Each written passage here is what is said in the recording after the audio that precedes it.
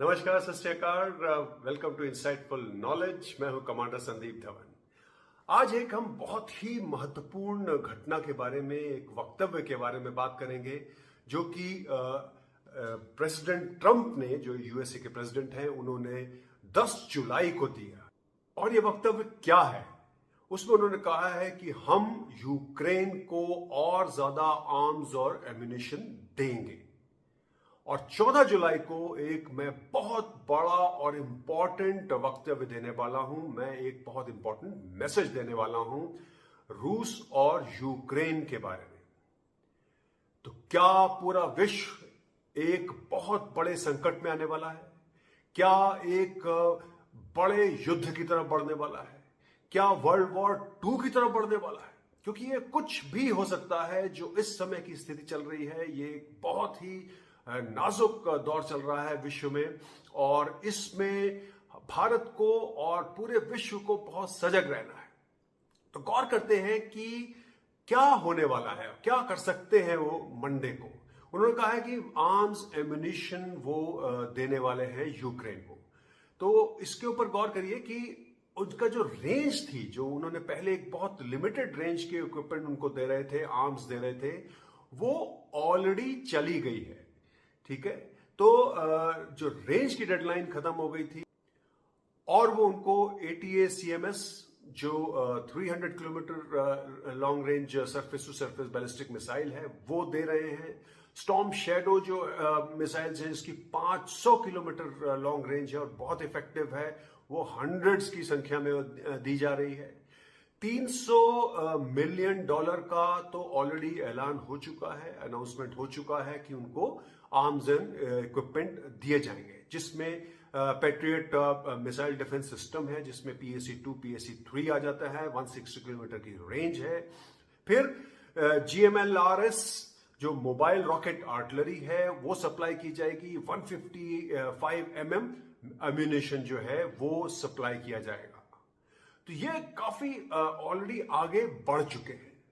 तो अब क्या नया इक्विपमेंट अनाउंस होने जा रहा है, क्या कितना उसका बजट होएगा, ये अनाउंस होने जा रहा है। क्योंकि उन्होंने कहा है कि पूरा जो बजट है वो नेटो जो है वो लेगा और इसको हम सप्लाई करने जाएंगे। क्या वो टमाहॉक जो उनकी बहुत ही फेमस मिसाइल है, जिसकी 1800 किलोमीटर की रेंज है, वो सप्लाई करने जा रहे हैं उनको, या फिर वो चीन की तरह चाल चलेंगे जिस तरह से चीन ने पाकिस्तान में ऑपरेशन सिंदूर के दौरान वहां पे अपने इक्विपमेंट को ट्रायल किया था। तो क्या वो डार्क ईगल जो उनकी under development hypersonic missile system है उसको ट्रायल करने जा रहे हैं, जिसकी 3000 किलोमीटर की रेंज है। तो ये बहुत एक खतरनाक मोड़ पे इस समय विश्व खड़ा हुआ है। तो ये हमें मंडे तक वेट करना है। लेकिन ये भी हो सकता है कि ये सब बातें ना हो और वो केवल जो उनकी लिमिट उन्होंने बताई थी वही उसी पे रहे, और हो सकता है कि फर्दर सैंक्शंस लगाएं रूस पे। अब वो फर्दर सैंक्शंस क्या हो सकते हैं, क्योंकि काफी सैंक्शंस ऑलरेडी लगे हुए हैं। तो उसमें एक आ जाता है कि जो रूस और जर्मनी के बीच में जो एक नॉर्थ स्ट्रीम जो गैस पाइपलाइन है, हो सकता है उसके ऊपर बैन लग जाए, या फिर जो ऑयल कैप जो पर बैरल उन्होंने $60 पर बैरल जो ऑयल कैप लगाया हुआ था उसको और रिड्यूस करके $45 पर बैरल कर दें। तो उससे एस्टिमेट कर रहे हैं कि जो रशिया की जो इनकम है ऑयल और गैस से, वो ऑलमोस्ट 27%, 27% उसका डिक्लाइन हो जाएगा। फिर यह भी हो सकता है कि वो रशिया के 22 जो बैंक्स हैं उनको स्विफ्ट सिस्टम से बाहर फेंक दे। अब स्विफ्ट क्या है? स्विफ्ट जो है वो society for world wide inter bank financial telecommunication system है। तो बेसिकली क्या होता है कि इससे सारे विश्व में जितने भी बैंक्स हैं वो एक दूसरे से कम्युनिकेट करते हैं। उन्होंने अपना जो फाइनेंशियल जो ट्रांजैक्शंस किए हैं वो एक दूसरे के बारे में बताते हैं, उसको इसी के थ्रू पूरा एक सिस्टम ये चलता है। तो अगर आपको इससे बाहर फेंक दिया जाएगा तो आपका फाइनेंशियल आइसोलेशन हो जाएगा।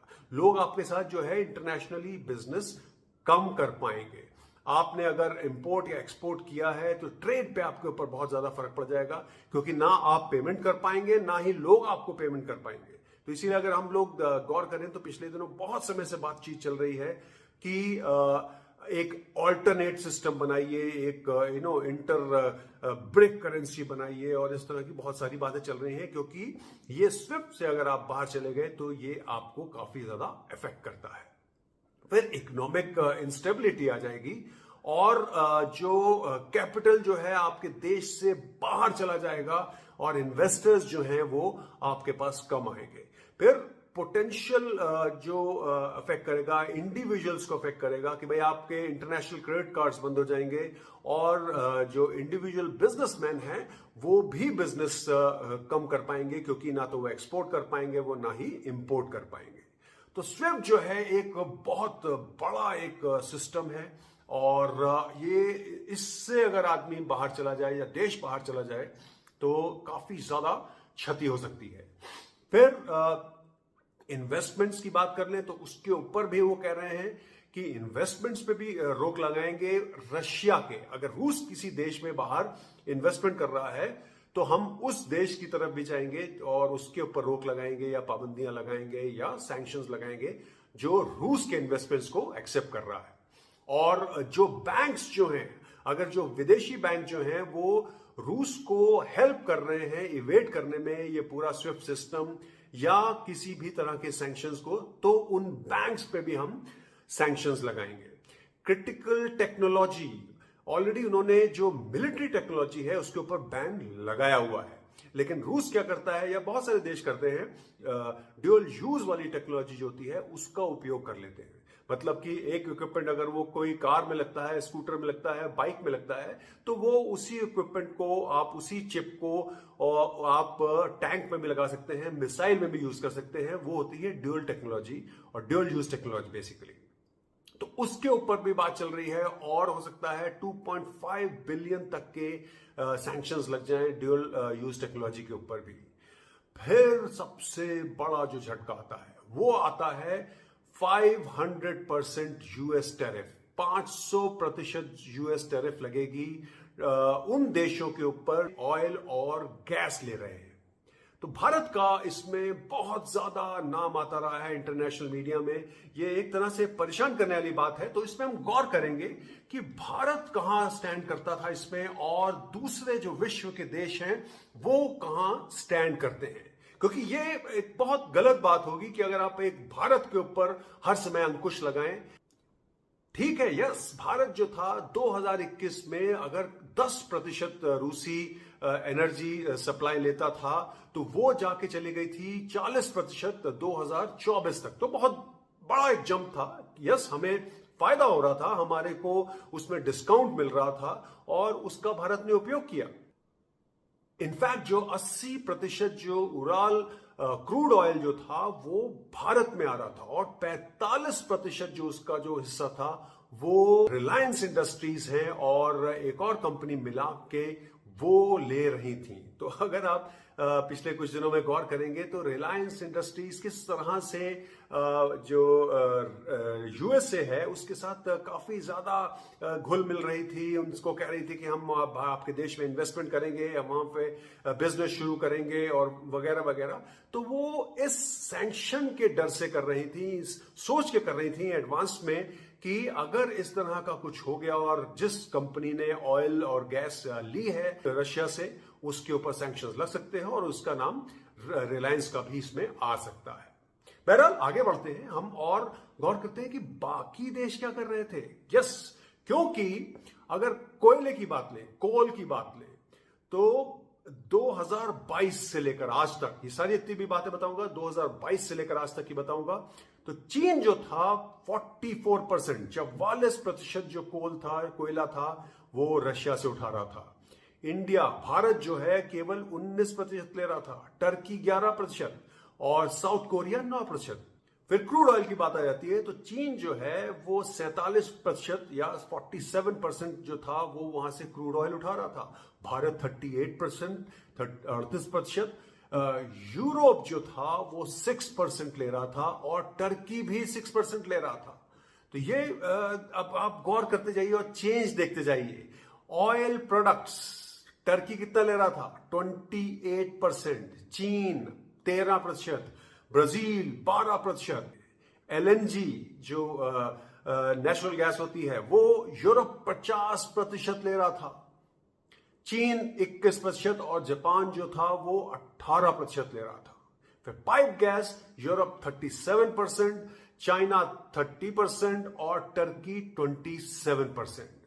तो ये बहुत बड़े बड़े नंबर हैं जो यूरोप में भी हो रहे हैं और दूसरे देशों में भी हो रहे हैं, लेकिन नाम किसका आ रहा था कंटिन्यूसली? वो आ रहा था भारत का।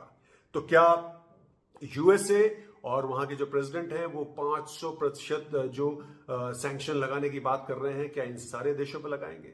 क्या उन्होंने लगाया है? क्या उन्होंने चीन को टच किया है? नहीं, वो बैक ट्रैक कर चुके हैं ऑलरेडी काफी ज्यादा चीन के ऊपर। तो ये यूएसए को और वहां के प्रेसिडेंट ट्रंप को गौर करना चाहिए इसके ऊपर, क्योंकि भारत एक बहुत महत्वपूर्ण देश है। We have a global strategic partnership with India. Bharat उनका जो है कॉम्प्रिहेंसिव ग्लोबल स्ट्रेटेजिक पार्टनरशिप में एक बहुत बड़ा नाम आता है भारत का। चीन को अगर कोई देश आगे जाके टक्कर देगा तो वो भारत है, चाहे वो इकोनॉमिकली हो, चाहे वो मिलिटरली हो। तो इस तरह से उनको एक उसको कहते हैं रॉकिंग दी एप्पल कार्ट, मतलब कि एक ढांचे को पूरा आप गिरा न दें। ध्यान रखें कि जो आपने अलायंसेस बनाए हैं over a period of time, वो भारत के साथ पिछले 25 सालों से जो आपने डेवलपमेंट किया है, वो अननेसेसरली किसी रीजन से आप उसको खराब न कर दें। क्योंकि हम आपके साथ गौर कर रहे हैं, हम आपके साथ वार्तालाप कर रहे हैं, आपके साथ हम डिस्कशंस कर रहे हैं कि किस तरह से ये जो टैरिफ की जो बात चल रही है इसको रिजॉल्व किया जाए। तो इसको एक फ्रेंडली वे में रिजॉल्व करना है और पूरे विश्व को इस समय अब सजग रहना है कि 14 जुलाई को क्या होने वाला है। क्या ये सैंक्शंस पे ही बात रुक जाएगी कि ये एक एक्सपैंड हो जाएगी, एक वॉर जो है यूक्रेन में है और इनको बड़े मिसाइल्स और बड़े इक्विपमेंट मिल जाएंगे? क्योंकि अगर ऐसा कुछ हुआ तो एक विश्व जो है एक बहुत खतरनाक मोड़ लेने वाला है। सो आई होप इस के ऊपर हम लोग आगे भी वार्तालाप करते रहेंगे, बातचीत करते रहेंगे, क्योंकि ये बहुत महत्वपूर्ण मुद्दा है और इसको देखते रहेंगे और इसके ऊपर मैं आपको पूरी डिटेल्स देता रहूंगा। और याद रखिए कि इनसाइटफुल नॉलेज जो है ये ना तो किसी रिटोरिक पे, ना कोई मसालेदार बातें करके आपको इंफॉर्मेशन देता है, बहुत ही ऑथेंटिक इंफॉर्मेशन आपको यहां हमेशा मिलती रहेगी। तो इसलिए इसको प्लीज लाइक करिए, इसको शेयर करिए, लोगों से कहिए कि यहां पे आके ज्वाइन करें, सब्सक्राइब करिए, सो दैट हम आपको और अच्छी इंफॉर्मेशन देते रहें, क्योंकि हमें एनकरेजमेंट मिलती है। So thank you so much for watching. नमस्कार, सत श्री अकाल, जय हिंद।